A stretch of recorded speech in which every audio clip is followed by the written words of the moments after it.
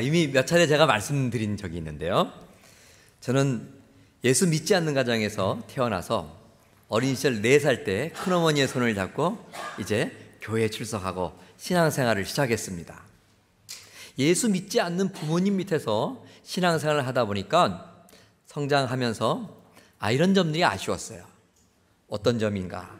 바로 신앙생활을 하면서 이럴 때는 어떻게 해야 될까? 이럴 때는 이 문제를 어떻게 또 처리해야 될까? 어떤 영적인 어떤 그런 난관에 부딪혔을 때 그것을 잘 보고 배움으로 해결할 수 있는 집안에 이 역할 모델, 롤 모델이 없었던 거예요. 이게 참 그래서 그런 부분이 좀 아쉬웠는데 하나님 그래도 저를 사랑하셔서 좋은 전도사님을 만나게 해주시고 또 좋은 목사님들 그리고 많은 형님과 누님들을 통하여서 그런 문제들을 잘 그때그때마다 이겨나가고 또 해결했던 그런 적이 있습니다. 여러분, 우리가 오늘 성경 말씀을 보았는데 참 우리가 상식적으로는 도저히 이해할 수 없는 그런 이제 일들이 우리가 보는 오늘 성경 본문에 기록이 되어 있는 것을 볼 수가 있습니다. 아브라함의 조카 롯의 가족이 살고 있는 소돔과 고모라. 이 고모라와 이 소돔에 너무나 큰 죄악이 관영해서 하나님께서는 그 땅을 불로 심판해 버리셨죠. 이것을 미리 알려주신 그 하나님과 천사들 앞에 아브라함이 그 얘기를 듣고 간절히 요청을 했어요. 제발 우리 그곳에 정말 10명의 의인만 있더라도 하나님 그 땅을 멸하여 주지 마십시오. 그런데 우리가 알고 있는 대로 그 소돔과 고모라는 얼마나 타락된 땅이었는지 10명의 의인조차도 없어서 멸망을 당하게 됐습니다. 그런데 하나님께서는 그처럼 간절한 아브라함의 그 애원을 살피시고 자신의 그 조카인 롯과 아내 2딸들을 살려주셨어요. 그래서 그 롯의 가족들이 그 소돔과 고모라의 하나님의 심판을 피하고 이제 그 지역에서 탈출해서 이제 어떻게 앞으로 살아갈까 고민하고 이제 앞으로 살 일을 생각하고 있었어요. 그런데 이 2딸들에게 그만 이런 근심 걱정, 고민거리가 생겼어요. 그게 어떤 거냐? 이제는 저 세상을 바라보니 모두 다 불러 타버리고 멸망당해서 자신들과 결혼한 형제들, 아니 그 어떤 사람도 살아남지 않아서 이 어떻게 아버지의 대를 이을까? 그게 이제 걱정이었어요. 그러던 끝에 오늘 말씀과 같이 이 딸들은 아버지를 술을 만취하게 하셨어요. 그래서 관계를 맺고 두 아들 각각 이제 낳게 되는 것입니다. 여러분, 우리는 우리 말씀을 통해서 이 도대체 어떻게 이 롯의 2딸들이 그런 생각을 하게 되었을까? 그런 행동을 하게 되었을까? 이 의문을 갖지 않을 수가 없습니다. 우리는 이 시간에 2딸들이 어떻게 해서 이런 상황에 그런 생각을 하고 그런 행동을 하게 되었는지 그 원인을 말씀 속에서 발견할 수가 있습니다. 그리고 그 원인을 통하여서 우리들의 가정 그리고 우리들의 이 사회, 이 교회 공동체 안에 하나님께서 주시는 음성을 들을 수가 있는 것입니다. 여러분, 롯의 2딸들은 어떻게 해서 자신들의 아이를 갖게 할 남자가 없다 해서 아버지와 관계를 할 생각을 했을까요? 우리는 이러한 질문의 답을 우선은 2딸들이 살았던 소돔과 고모라라 하는 지역이 어떤 지역이었는가? 무엇 때문에 그 땅은 하나님께서 심판을 해야만 했는가? 이런 질문을 던지면서 그 해답을 찾을 수가 있습니다. 에스겔 16장에 보면요, 당시에 이들의 죄악상이 얼마나 큰지 하나님께서 이 에스겔 선지자를 통하여서 우리에게 말씀해 주십니다. 내 아우 소돔의 죄악은 이러하니 그와 그 딸들에게 교만함과 식물의 풍족함과 태평함이 있었으며 그가 가난하고 궁핍한 자를 도와주지 아니하며 거만하여 가증한 일을 내 앞에서 행하였음이라, 이렇게 말씀하고 있습니다. 특별히 이들은 하나님 앞에서 가증한 일을 스스럼 없이 저질렀다, 이렇게 말씀하고 있는데 그 가증한 일이라는 것은 곧 우상숭배여 성적인 타락을 언급하는 것이었습니다. 창세기 18장 20절과 21절을 보면 소돔과 고모라에 대한 부르짖음이 드높았어요. 그래서 진상을 알아보려고 하나님과 두 천사가 그 땅에 내려왔습니다. 그런데 이 지역 사람들은 롯을 찾아와서 그 롯의 손님들이 하나님과 천사인지도 알지 못하고 내가 좀 관계를 맺겠으니 그들을 내놓으라, 이렇게 난리를 부르는 거예요. 이 19장 4절에도 보면 물온대소하고 사방에서 다 모여서 그 집을 애워쌌다, 이렇게 설명하고 있습니다. 동성애자들이 무리로 모여들어서 집단으로 성적인 폭행을 하려고 하겠다, 그러니 그 손님들을 내놓으라, 이렇게 막 난리를 부리는 거예요. 이러한 모습이 바로 그 당시에 소돔과 고모라의 단적인 부패상을 보여주는 모습이었습니다. 한마디로 성적으로 문란한 소돔이요, 폐역했던 고모라 땅이었습니다. 이러니 이런 땅에서 태어나고 자란 롯의 두 딸이 보고 배우는 것이 과연 무엇이겠어요, 여러분? 이들은 성장하면서 수없이 보아온 성적인 문란한 모습들로 인해서 본문의 상황처럼 아무런 죄책감도 없이 조금의 망설임도 없이 아주 자연스럽게 아버지 롯을 술로 만지게 한 후에 동심을 하게 된 거예요. 그런데 롯의 두 딸이 이런 행동을 하는 걸 가만히 보면, 따지고 보면 아버지 롯이 이들에게 준 바로 영향력 때문이었다 하는 것을 알 수가 있습니다. 예전의 삶을 돌아보면 삼촌 아브라함의 목동들과 이 두 딸의 아버지 롯의 목동들이 그만 좋은 초장을 서로 취하기 위해서, 좋은 물을 더욱더 갖기 위해서 서로 다툰 적이 있었어요. 그랬을 때에 도저히 이제 아브라함 생각에는 조카 롯과 이곳에서 함께 살아갈 수가 없겠구나, 그런 생각이 든 거예요. 점점점 가축은 늘어나지요. 그러나 초장과 물은 한정이 되어 있죠. 그냥 살아가다 보면 날마다 이렇게 싸울 일만 점점 늘어날 것 같았어요.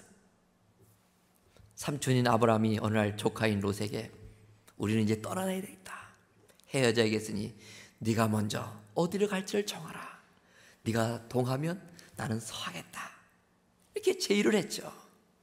삼촌 아브라함의 제의를 받은 롯은 저 멀리 기름지고 옥토밭 같고 물이 풍성한 그런 지역을 택했는데 그 땅이 바로 소돔과 고모라 땅이었습니다. 창세기 13장 13절에 보면 그 당시에 이 지역을 설명하고 있는 말씀이 있었어요. 소돔 사람은 악하여 여호와 앞에서 큰 죄인이었더라, 이렇게 설명을 하고 있는 거예요.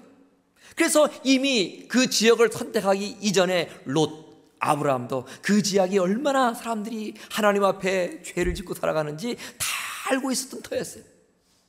그러나 그럼에도 불구하고 아브라함의 조카 롯은 그 소돔과 고모라를 선택했던 거예요. 13장 14절 말씀처럼 온 땅의 물이 넉넉함과 여호와의 에덴과 같고 기름진 애굽 땅과 같은 것만을 바라보면서 이것으로 롯은 이사를 하기로 선택을 했던 것입니다. 롯의 마음에는 하나님 뜻 가운데 살기 위한 환경에 대한 열망, 어떻게 하면 내가 조금이라도 하나님을 잘 예배하며 살기 위해서 그럴 만한 어떤 그런 지역은 어딜까, 그런 기도 없었다는 거예요. 자녀들이 주 안에서 바르게 자랄 수 있는 것도 환경도 중요할 터인데 그런 환경을 살펴보고자 하는 마음 또한 이 아버지 롯에게는 찾아볼 수 없었던 것이었습니다. 이 두 딸의 아버지는 이런 마음, 이런 생각, 이런 태도의 주인공이었어요.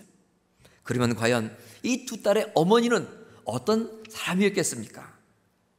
아브라함의 간절한 요청으로 소돔과 고모라의 멸망에서 구원받은 롯의 가정, 특히 롯의 아내, 두 딸들의 이 어머니, 이분은 실판에 멸망하는 자신들의 땅을 결코 뒤돌아보지 말라 하는 천사들의 말이 있었음에도 불구하고 그 말에 순종하지 못한 것, 소돔과 고모라 땅을 빠져나가면서 이 뒤를 돌아다 봤어요. 그래서 19장 26절에 보면 롯의 아내는 뒤를 돌아본 고로 소금 기둥이 되었다, 이렇게 말씀하고 있죠. 그녀는 뒤를 돌아봤어요. 그녀는 소돔에 있는 그녀의 집과 재산의 미련을 두어서 그것들을 두고 떠나기를 싫어하였을 것입니다. 그래서 누가복음 17장에 보면 예수님께서는 이런 그녀의 행동을 하나님 앞에 불순종했다, 죄를 지었다, 그렇게 평가를 하시는 것을 볼 수가 있습니다. 우리가 잘 알고 있는 대로 중국의 고대 추나라의 유명한 철학자 맹자, 다 아실 겁니다. 이 맹자의 어머니가 장씨라 하는 분이었어요. 이 맹자의 장씨, 이분은 자녀에 대한 그 양육을 올바로 하기 위한 열정이 대단했던 분이었죠. 맨 처음에 그분이 살고 있는 지역은 묘지 근처였답니다. 그러니 맹자가 태어나서 맨날 아이고 아이고 콩만 하는 소리를 들으면서 어린 시절 보냈다는 거예요. 이건 아니다 싶어서 맹자의 어머니 장씨가 다른 곳으로 이주를 했는데, 그것은 또 시골 장터였다는 거 아니겠습니까? 맨날 물건을 사고 파는 이 장사의 흉내를 내는 거예요. 장씨의 마음속에는 이것도 아니다 싶어서 또 이사를 했는데, 이번에는 서당 근처로 이사를 갔어요. 맹자는 매일마다 글 읽는 흉내를 내고 공부하는 흉내를 내다가 마침내 이렇게 장성하여 유명한 중국의 이 철학자가 되었던 것입니다. 두 딸 아버지의 롯의 생각은 철저히 자녀들을 위한 생각보다는 가축을 위한 물과 풀을 어떻게 얻을 수 있는가, 여기에 머물렀습니다.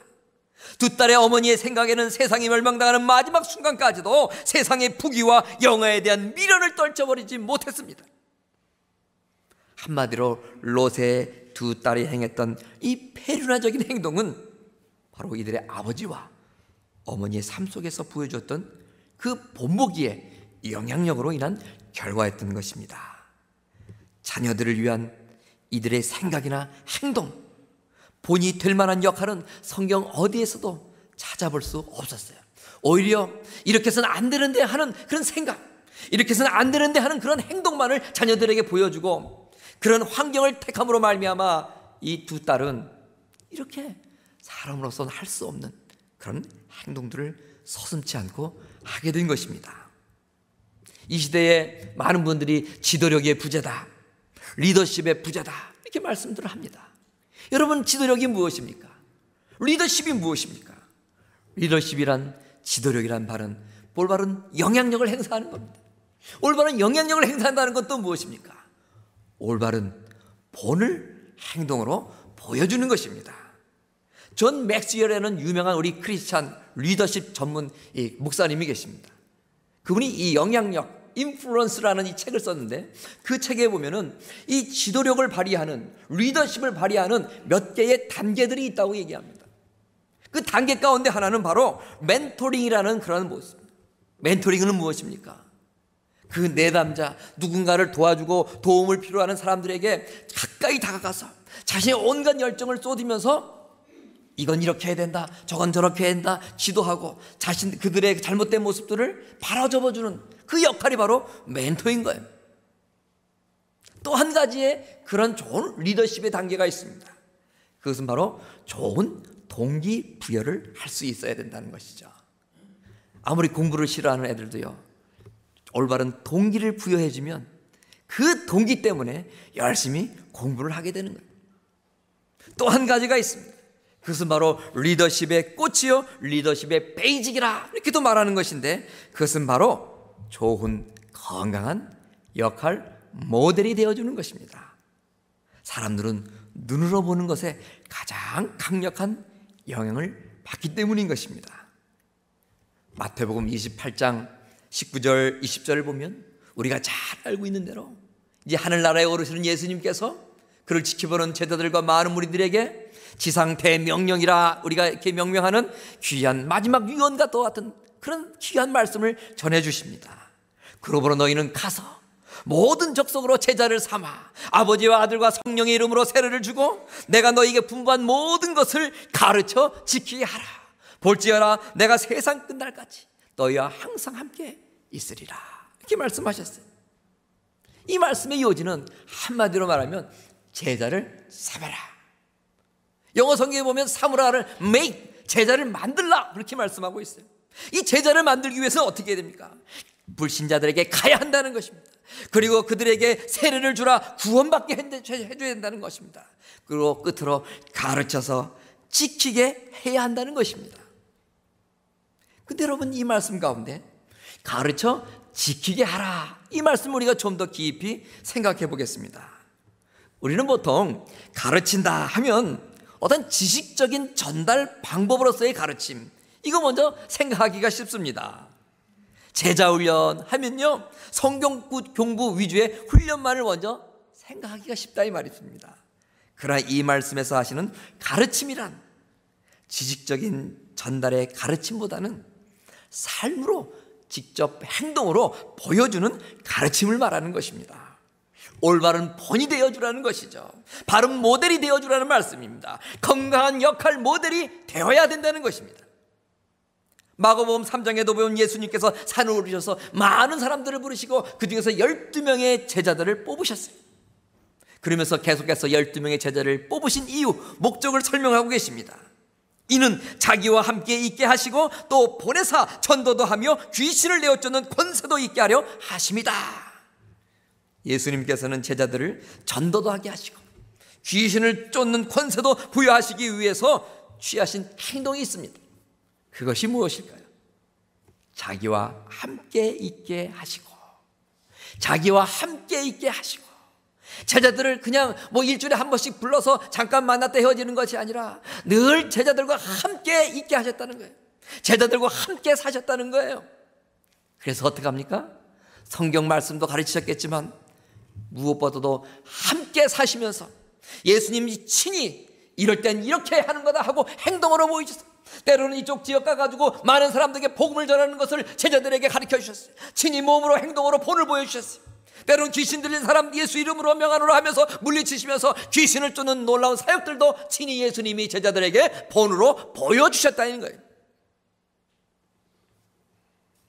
예수님의 지상 대명령인 제자를 삼는 사역, 제자를 만드는 사역, 이것은 철저히 말로 지식적인 전달로 인한 가르침이 아니었던 예수님 친히 몸으로 본을 보이시는 그런 가르침 시험이었습니다. 여러분, 그렇다면 우리들도 이 세상 살면서 예수님과 같이 제자 삼는 일에 우리가 힘을 기울여야 됩니다. 그렇다면 우리가 살아가고 있는 이 세상 속에서 이 제자를 삼고 제자를 만드는 그 사역을 가장 우선 해야 될 그런 반경은 어딜까요? 제일 먼저 내가 살고 있는 가정인 것입니다. 바로 자녀들을 주님의 제자로 삼을 수 있어야 되는 것입니다. 그러기 위한 방법이 무엇이었습니까? 선한 영향력을 행사하는 것입니다. 바로 건강한 리더십을 부모님이 발휘해야 되는 것입니다. 이 영향력 리더십은 어떻게 하는 것이 가장 파워가 넘치겠습니까? 말로 가르치는 것일까요? 이렇게 해라, 저렇게 해라 지시하는 것일까요? 결코 아닙니다. 몸소 이건 이렇게 하는 거야, 몸으로 본을 보여주는 것입니다. 직접 행동으로 본을 보여주는 것입니다. 예수님은 제자들을 가르치기 위해서 제자들을 부르셔서 함께 사시면서 직접 본을 보이셨다 하는 이 점을 우리는 명심해야 될 것입니다. 본문의 롯과 아내는 두 딸들에게 바로 이런 건강한 부모로서 리더십을 발휘하지 못했어요. 보여줘야 될 올바른 본을 친히 보여주지 못했던 것입니다.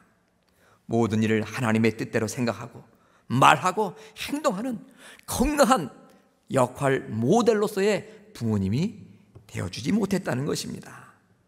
이들의 두 딸의 롤 모델은 오히려 타락한 세상이었고 타락한 성적 부도덕한 소돔과 고모라 땅의 많은 사람들이었습니다.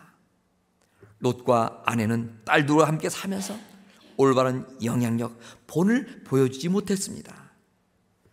건강한 부모로서 자녀가 배워야 될 바른 삶의 모습들, 두 딸들은 부모님을 통해서 보지 못했어요. 그래서 가르침을 받지 못하였기 때문에 이런 어려운 난관이 왔을 때 오히려 자신들이 보고 배웠던 부도덕한 소돔 사람들, 고모라 사람들의 그러한 모습들을 서슴지 않고 행동하게 되었던 것입니다.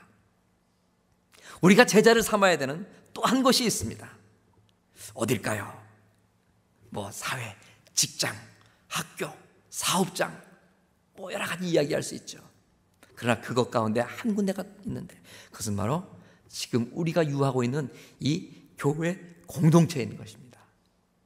여러분, 우리가 교회에서 모여 있지만 모인 교회의 모든 회중들이 다 예수님의 제자는 아닙니다.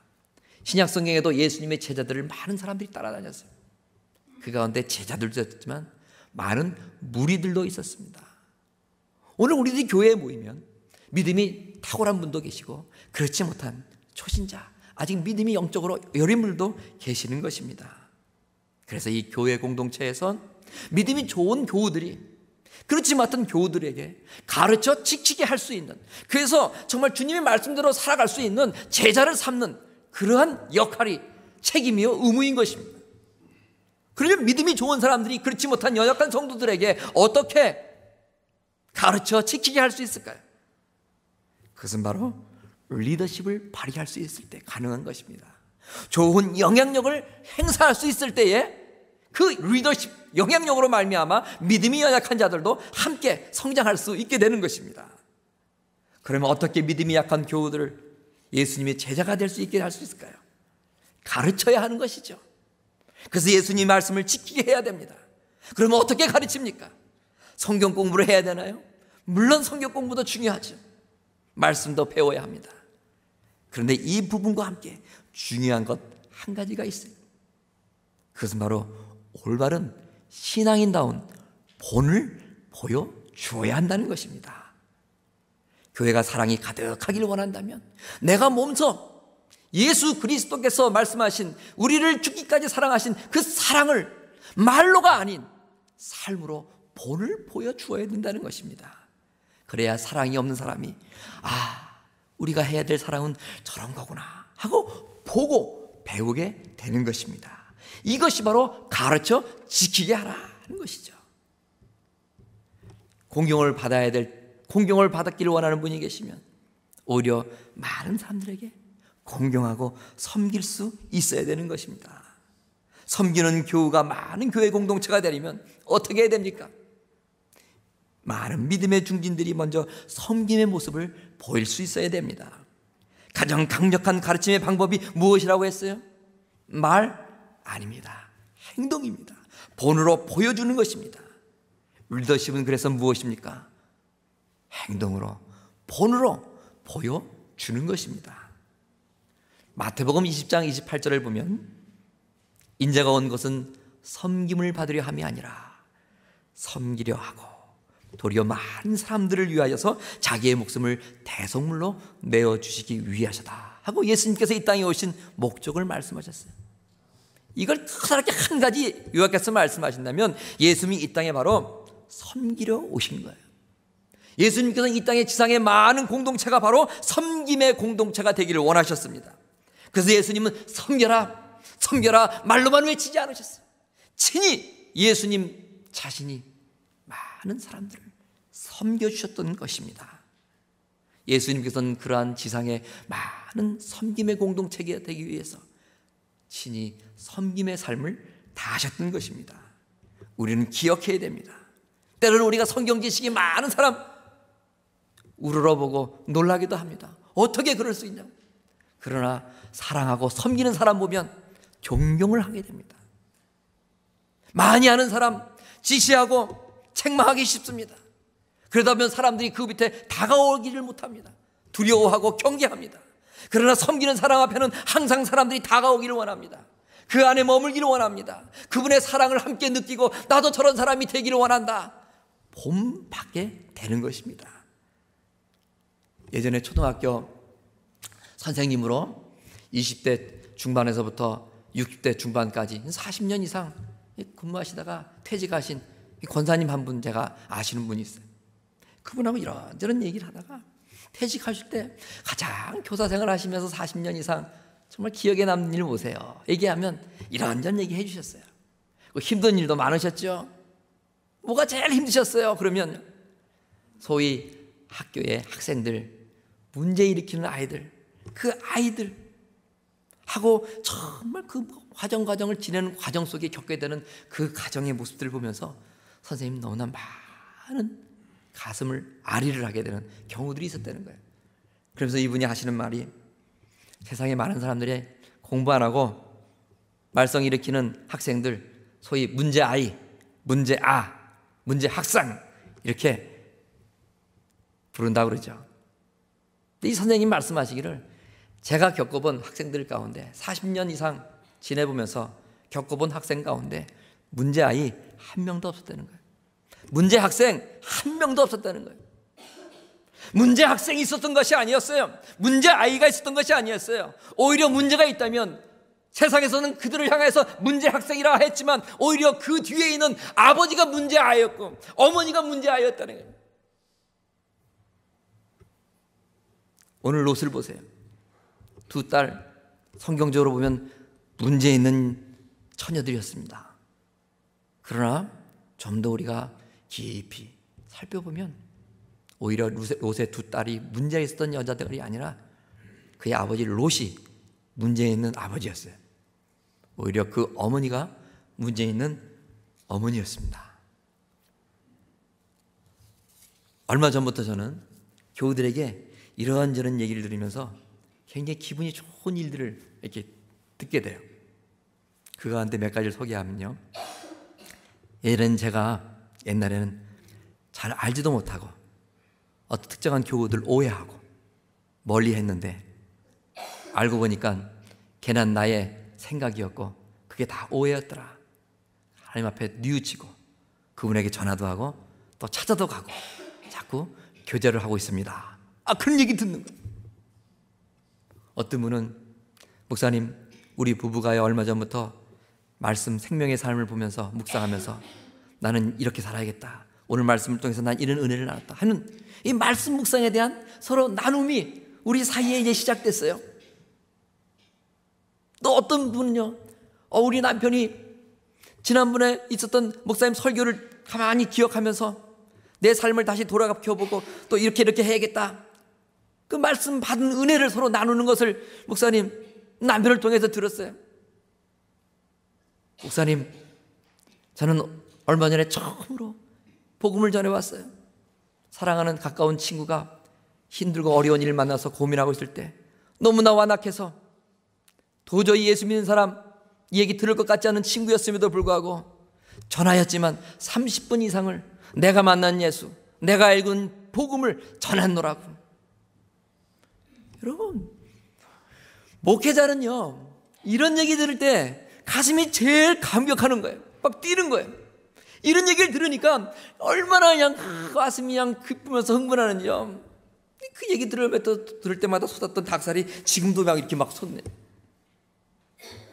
교회 하세요, 세상 이야기, 남 이야기 이런 거 아니에요. 하나님 말씀을 나누는 본 보이는 거, 그리고 서로 사랑하는 본을 보이고 복음을 전하는 전도하는 본을 보이고, 이런 본이 우리 안에 있을 때에 우리는요, 그런 본을 보므로 말미암아 우리 모두가 더욱더 성숙한 그리스도인이 될 수 있는 거예요.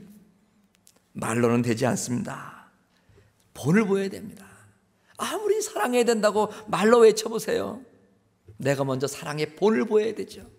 섬겨야 된다, 봉사해야 된다, 헌신해야 된다, 아무리 10번, 20번, 100번 외쳐보세요. 여러분, 내가 먼저 섬기고 봉사하고 헌신하는 그 능력에 비하면 아무리 전도해야 됩니다 얘기해도 무슨 소용이 있겠어요. 먼저 내가 본을 보이는 것, 이걸 통해서 사람은 보고 배우고 가르쳐 지키게 해야 된다는 하나님의 말씀이 이루어지게 되는 것입니다. 우리 교회 공동체는 여러분 확신을 가지세요. 지금보다 더 건강한 교회 공동체가 될 것이에요. 그러기 위해서는 모든 교우들이 서로 상대를 섬기고 사랑하는 본을 보여야 됩니다. 복음도 전하는 본을 보여야 되고요, 모이기를 힘쓰는 본을 보여서 더욱더 주님 앞에 예배하기를 힘쓰고 기도하기를 힘쓰는 본을 보여서 더욱더 그 본을 보고 배워 함께 믿음이 연약한 자들이 더욱더 주님 앞에 기도하고 예배하는 그런 역사가 일어날 수 있게 될 것인데, 그것은 바로 말이 아닌 본을 보이는 나로 말미암아 시작된다는 거예요. 교회 안은 중직이라는 분들이 계십니다. 목사를 비롯해서 장로, 권사, 안수 집사를 말하는 거예요. 왜 무겁나? 특별히 안수를 받아서 더 무거운 직분인가? 뭐 그럴 수도 있지만 이 중직이라는 것은 무겁다는 거거든요. 무거울 중자. 왜 무거울까요, 여러분? 왜 무거울까요? 본을 보여야 될 양이 많기 때문에 무거운 거예요. 섬겨야 될 그 내용이 너무나 많기 때문에 무거운 거예요. 그래서 중직인 거예요, 여러분. 말로가 아니라 내가 친히 이 몸으로 헌신해야 될 부분이 너무나 무겁기 때문에 중직인 거예요, 여러분. 때로는 이 중직을 감당하기 위해서는 귀찮음도 감당을 해야 돼요. 불편함도 감당을 해야 돼요. 물질적으로나 섬기고 봉사하는 것, 남들보다 소중한 책임과 의무가 있기 때문에 감당해야 돼요. 적어도 이거를 위해서 여러분들 안수 받을 때 아멘 하고 하시는. 그러니까 중직은 예배하는 일에 더욱더 모여야 돼요. 새벽 예배 때 열심히 더욱더 모여서 주님 앞에 교회를 위해 기도해야 돼요. 말로 소용이 없습니다, 여러분. 말은 중직이 아님도 다예요. 그러면 중직은 무엇이 다른 것이 중직입니까? 그 책임감을 내가 행동으로 옮길 수 있을 때 중직이요 믿음이 연약한 성도들과 다름이 있는 것입니다. 이르기에 목사는 가장 책임과 의무가 막중한 사람입니다. 본을 보이는 나를 통하여서 우리 교회 공동체가 더욱더 건강해지는 거예요.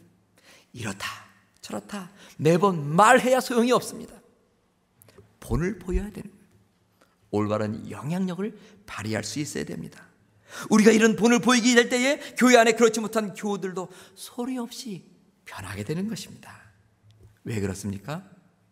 그 본을 보여주는 사람을 통하여서 눈으로 보고 배우기 때문인 것입니다. 우리의 가정이 변화되길 원하십니까? 우리의 자녀들이 달라지길 원하십니까? 우리의 직장과 사업장이 변모되길 원하십니까? 이 사회, 우리 교회 공동체가 변화되기를 원하셨습니다. 그렇다면 여러분, 본을 보이십시오. 내가 행동으로 본을 보이면 그것이 상대방을 변화시키는 가장 강력한 영향력이 되는 것입니다. 변화는 말로 되는 것이 아닙니다. 우리의 가정의 변화, 우리 교회의 변화, 이 사회의 변화는 바로 먼저 내가 행동으로 본을 보이는 것에서부터 시작되는 것입니다. 올바른 지도력의 회복은 어떻게 일어납니까? 말로 되는 것이 아니라 바로 지도자라 생각하는 내가 행동으로 본을 보일 때에 그것을 바라본 많은 팔로워들이 그대로 본대로 행동하게 되는 것입니다. 이래서 지도력은 본을 보이는 것이고 지도력은 영향력을 미치는 것입니다. 아버지, 어머니가 이 자리에 많이 계십니다. 말로 자녀들 변화되지 않죠. 우리의 자녀들은 나의 본으로 말미암아 변화됩니다. 우리 교회는 나의 본으로 말미암아 그 영향력이 미쳐지게 되는 것입니다. 이 사회를 향해서 아무리 불평불만 해보세요. 그 불평불만이 이 사회를 결코 변화시킬 수 없습니다. 내가 오히려 그처럼 되길 원하는 모습이 되어서 한 걸음 한 걸음 실천하며 행동으로 보여질 때에 비로소 나를 통하여 내 주변들이 변화되게 되는 것입니다. 오늘 말씀 속에서 안타까움은 두 딸의 그러한 폐륜화적인 행동이 아니라 그 딸들에게 바른 롤 모델로서의 역할을 감당했던 아버지 롯과 어머니가 없었다는 거예요. 여러분, 우리는 어떤 롤 모델이 되시겠습니까? 주변에 많은 사람들에게 어떤 본을 보여주기를 원하십니까? 말이 아닙니다. 행동입니다. 말이 아닙니다. 본입니다. 본을 보입시다. 기도하겠습니다.